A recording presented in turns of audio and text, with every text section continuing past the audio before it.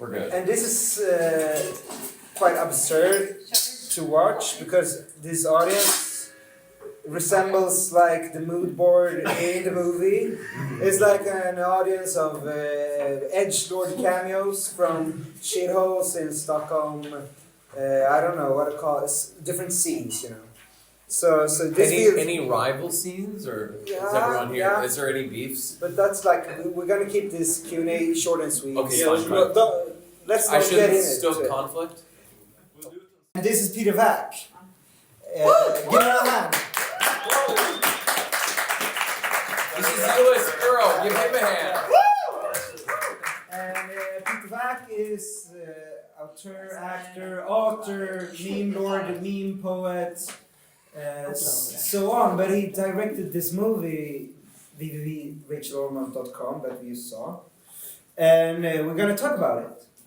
And if you have questions, raise your hand and interrupt me in a couple of minutes. But let's start with this movie here. How did it start for you? From where came the spark to write this?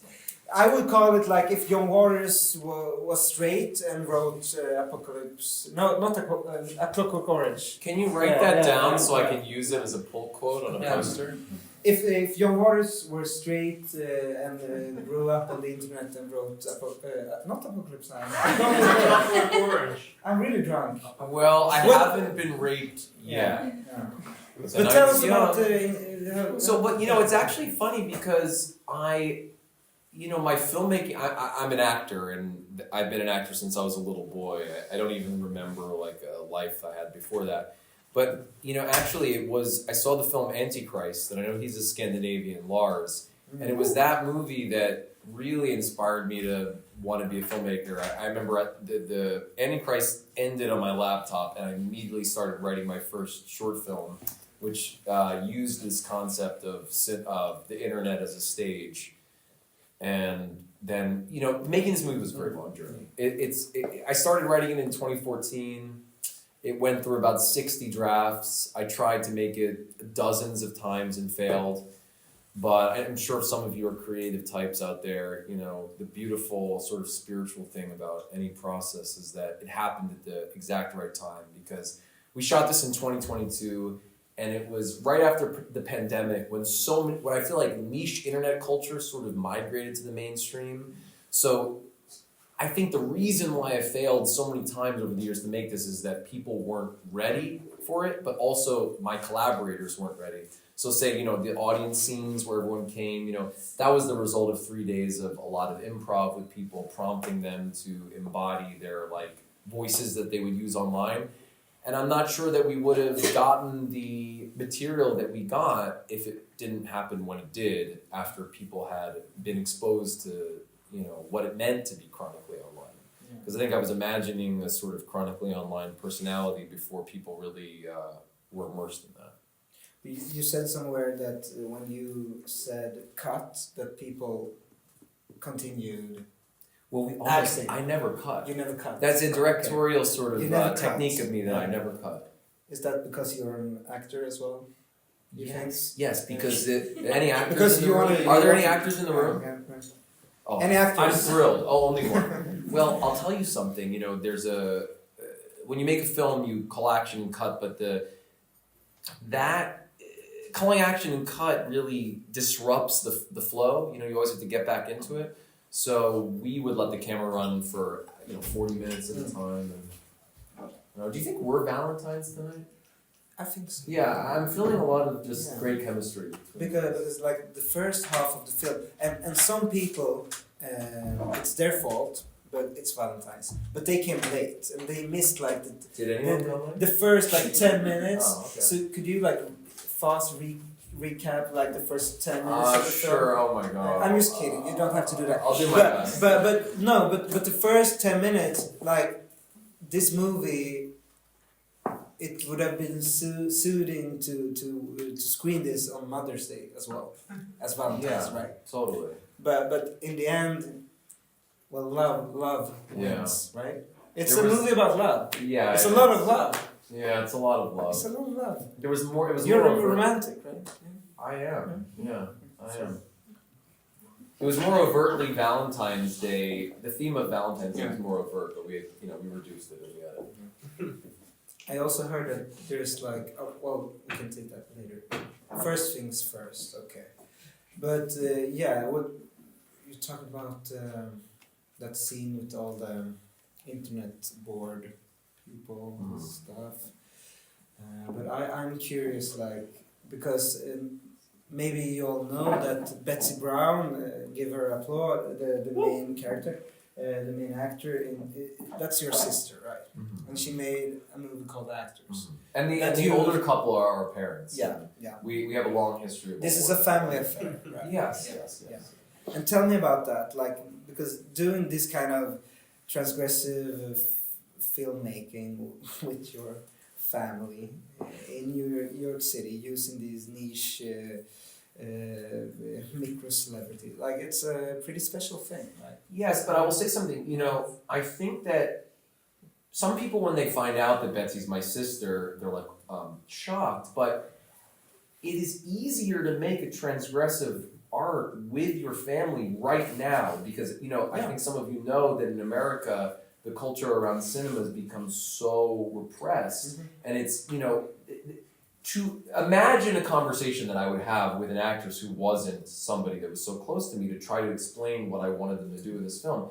It would very rarely work, and so you actually are granted a lot of leeway with your family, because you can abuse your family, and there is something, and I'm not even being tongue in cheek, there is something about making a movie where, the best film experiences, the filmmaker actually has to put their actors through an ordeal, and that's not, I don't believe that's problematic. I think that life is an ordeal, and the greatest movies are a byproduct of an ordeal. So using the family is actually a really great insurance policy, and of course, they're brilliant. So, there's no one else I would ever have used besides Betsy, but I think people tend to get their feathers ruffled around the sibling aspect, but really, I don't think there's any professional actor that would have gone on this journey with me. Because you played the leading role in her film Actors, Yes. and then she did the same thing in your Yes, film. you're right. So Betsy cast me in a role where I play an actor who goes through like a cynical transition for clout. So we're also engaged in this sort of sibling rivalry, one-upmanship, where how can we, present the other with a role that's, outlandish and challenging. And so she did that for me, and I did this for her. Though it might stop. We might not do it again. There might be some burnout. But your parents, which film did they like the most? Oh, they... Because parents have a favorite. Great question. Parents always have a favorite. No, I think they like actors more. My mother hates this movie. Oh, she hates it. She can't stand it. She likes rom-coms. This is like disgusting. There was some internet rumor that the scene when Betsy she breastfeeds Betsy, that was like that your mother didn't know. Didn't know. Tell me about I'll tell you about that. it.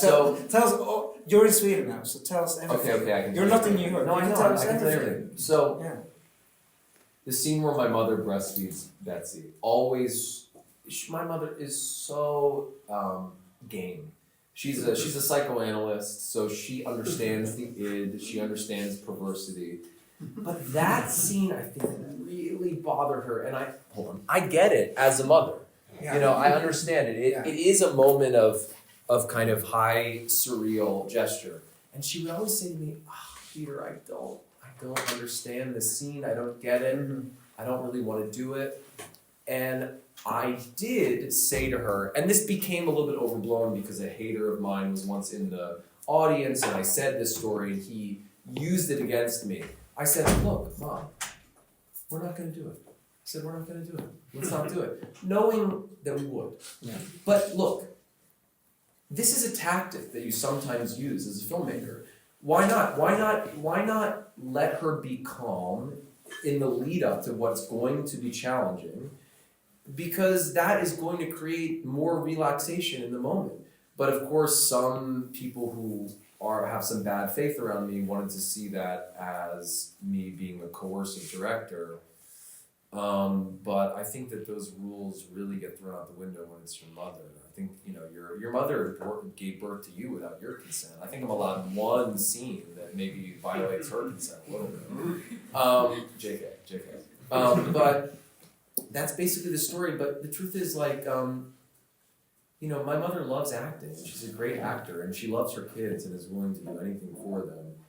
And, that scene went fine. Yeah, it went great. I don't know. Yeah.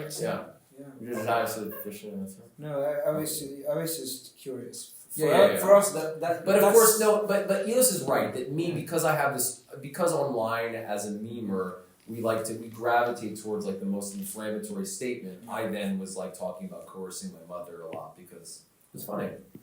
And I suggest you do so if you can. Any of you out there who are filmmakers.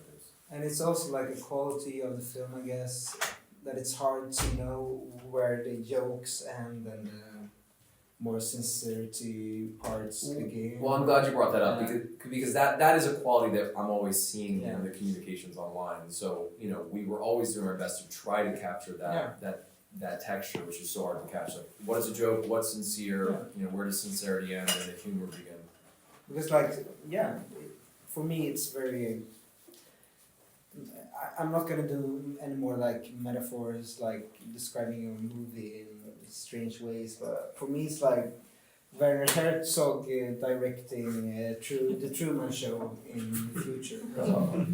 I'm just giving you blurbs. That's another problem. I'm glad we have this. I'm just licking your ass and giving you blurbs. Yeah, I'll lick your ass later if your wife lets me. Well, we'll see about that.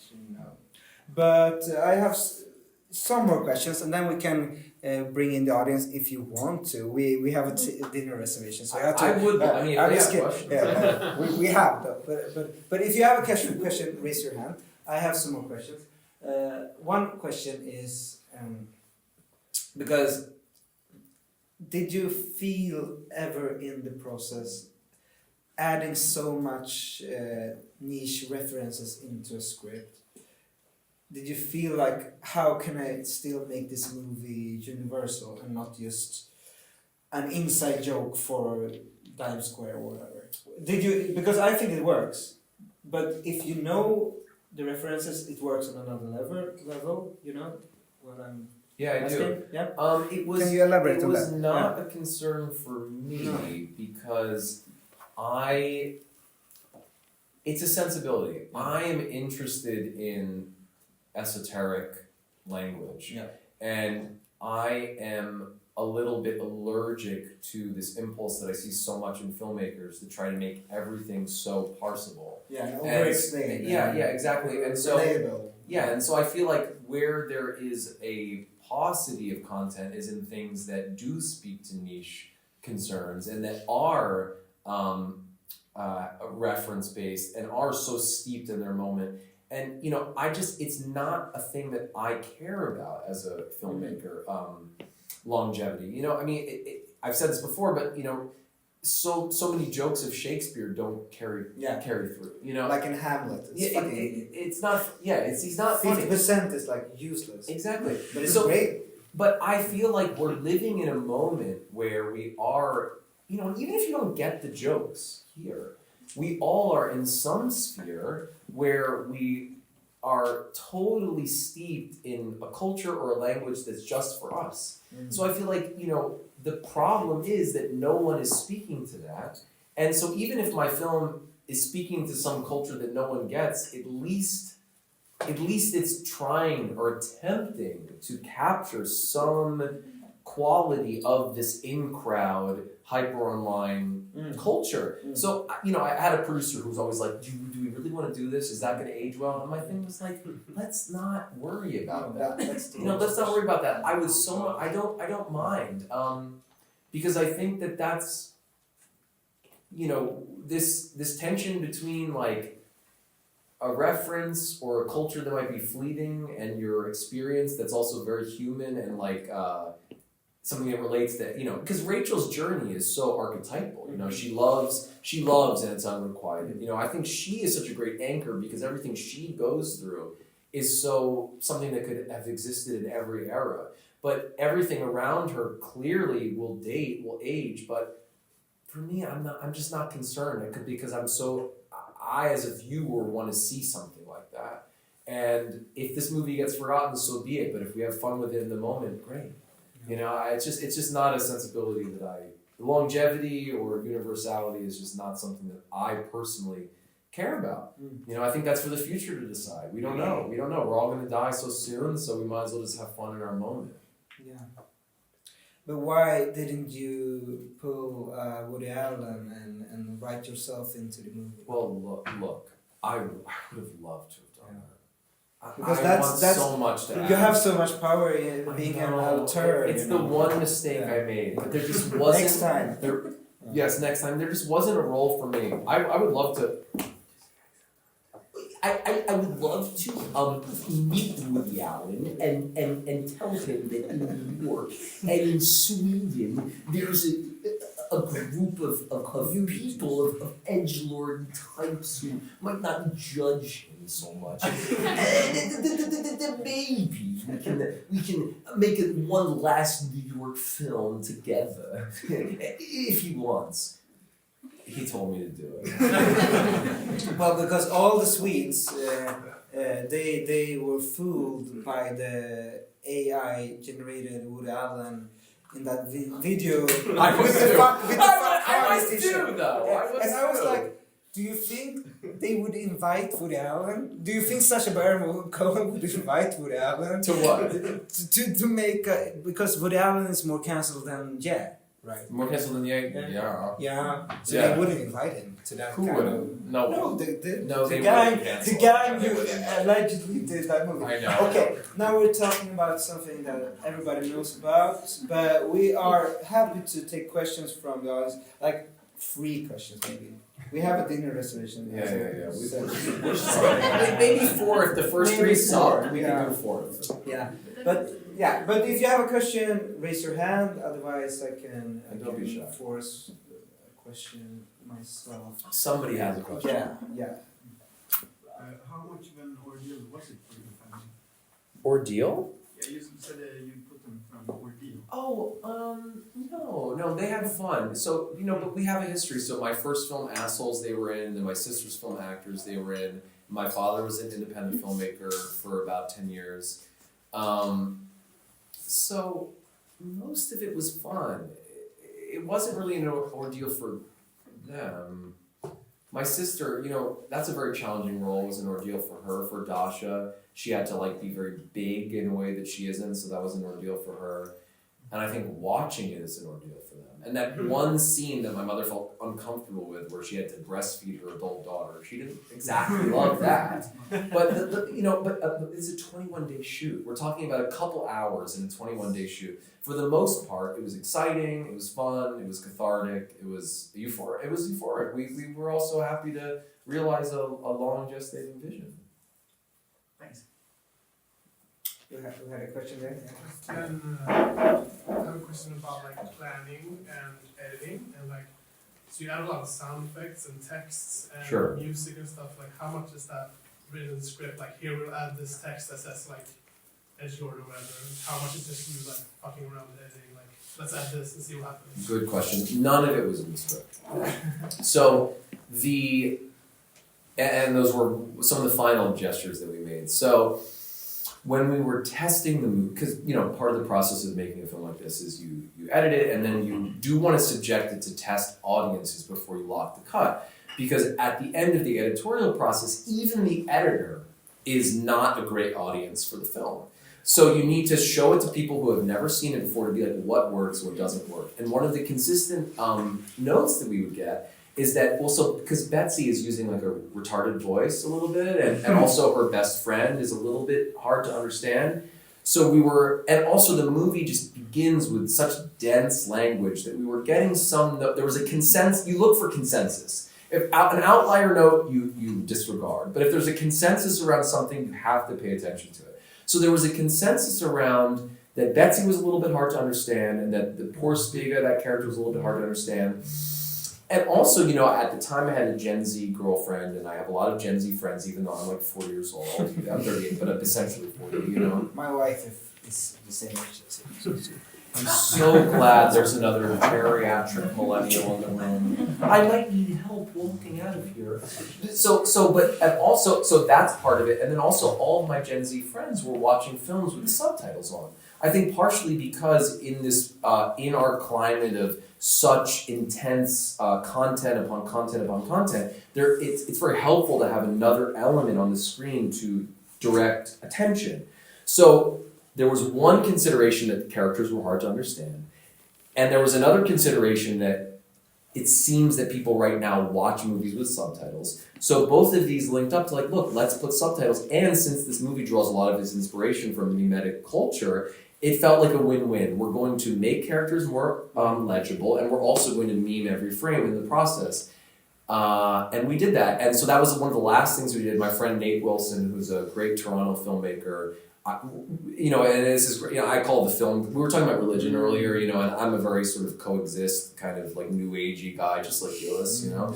I'll do whatever, you know, I'm a Jew by birth, but look, if Christianity is right, I love Jesus, right? I love him, I swear to God, what is right, I love that guy.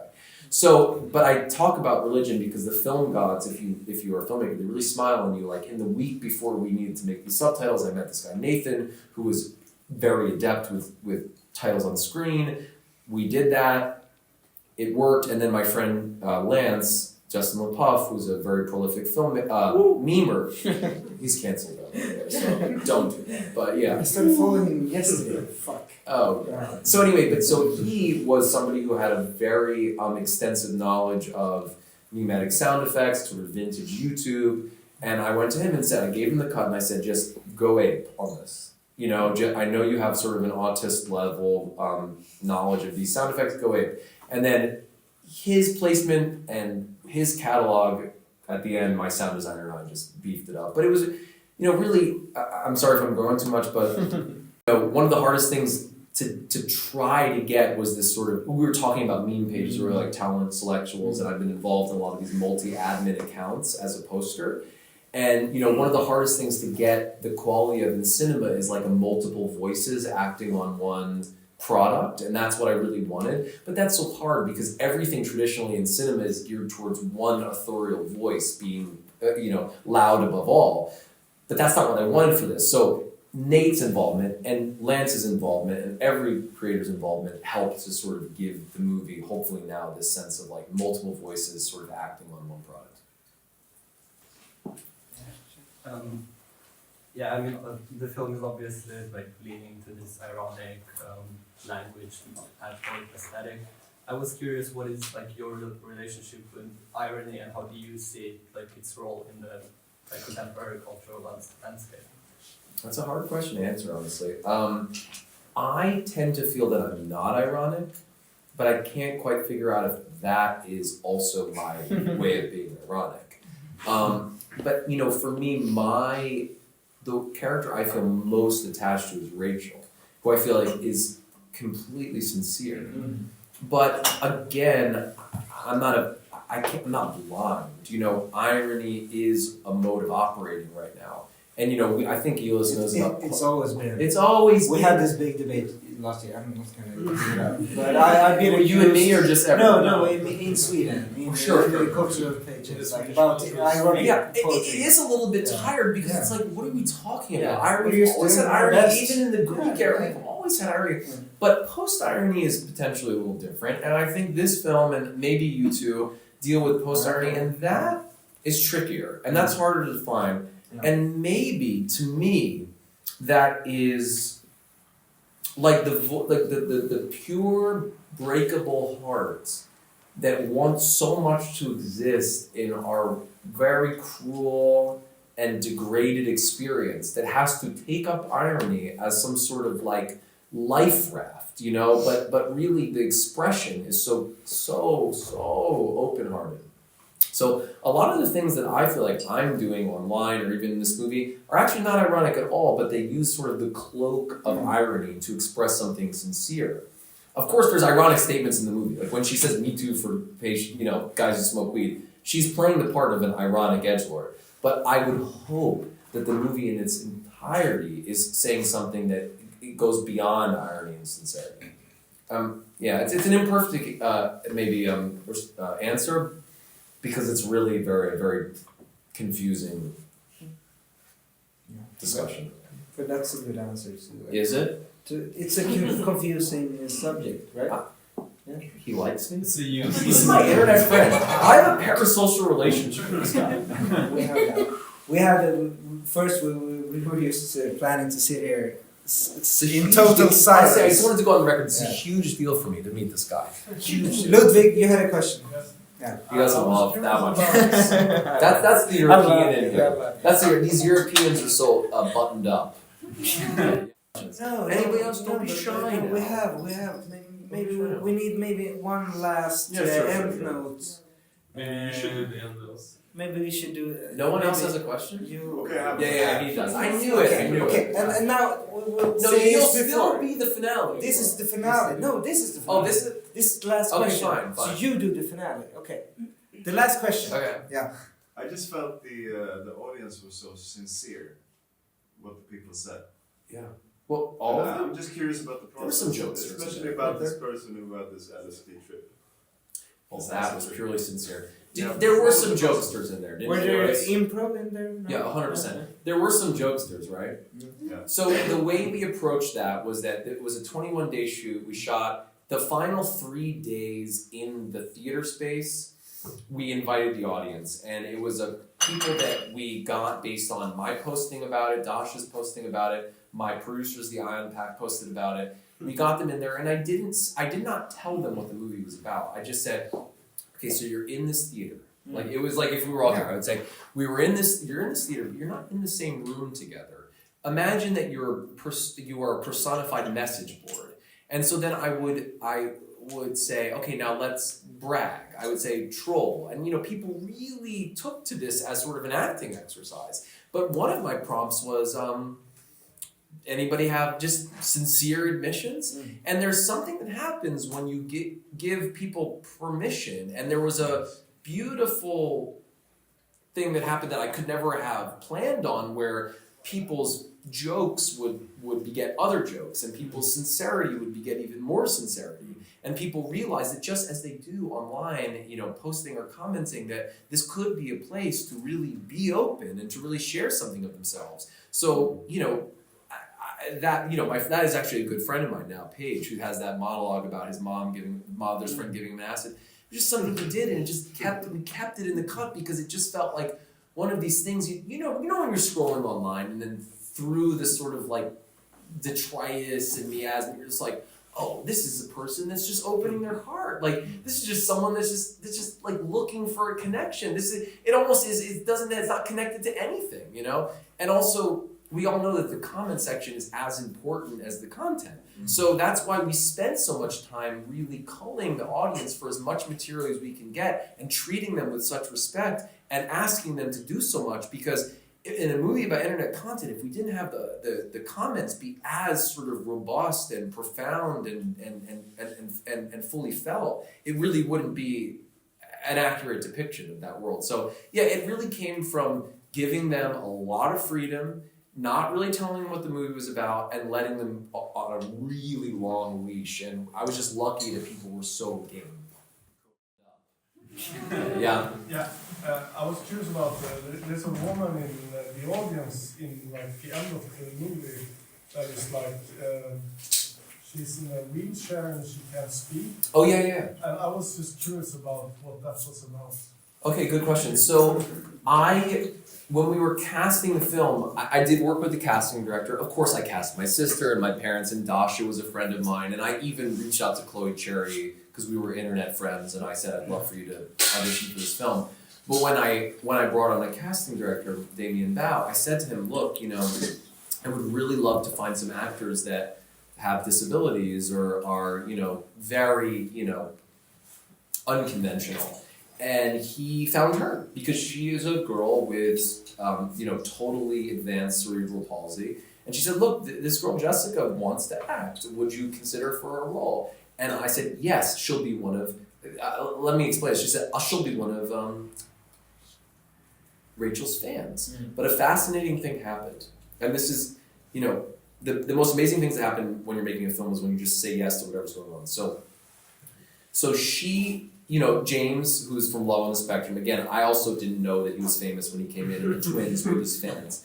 He's really famous. He's really famous now. Everybody loves Love on the Spectrum. He's probably one of the most famous people in the film, yeah. So when the passion loves it. Yeah. of course. So when they were in there, I thought, you know, they had this sort of naive and open-hearted sensibility, and they were good for fans. But I talked a little bit to Jessica beforehand, and I realized that she had actually a more like caustic sensibility.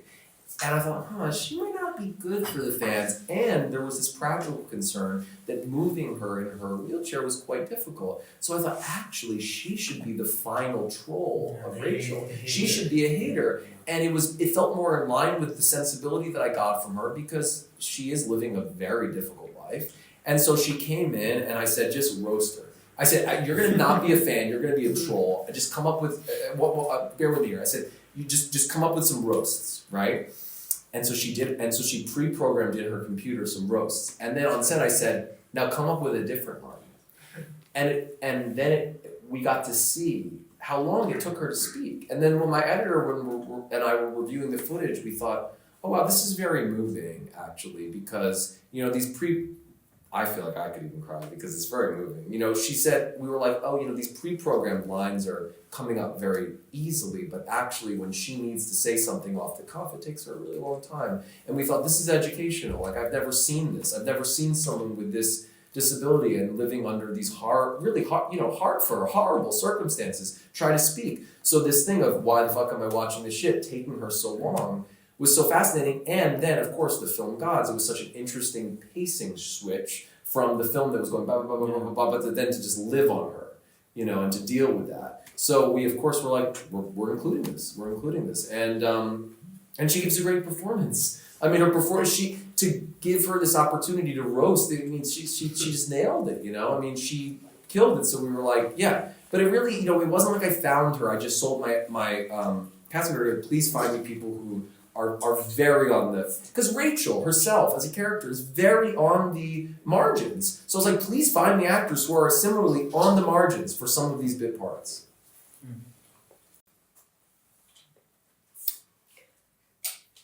No one else? Yeah, they're sick of us. Let's go to dinner. Give a hand for Peter Vack.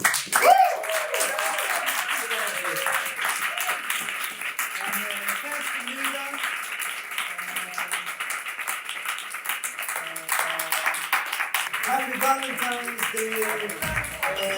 We love you. We love you.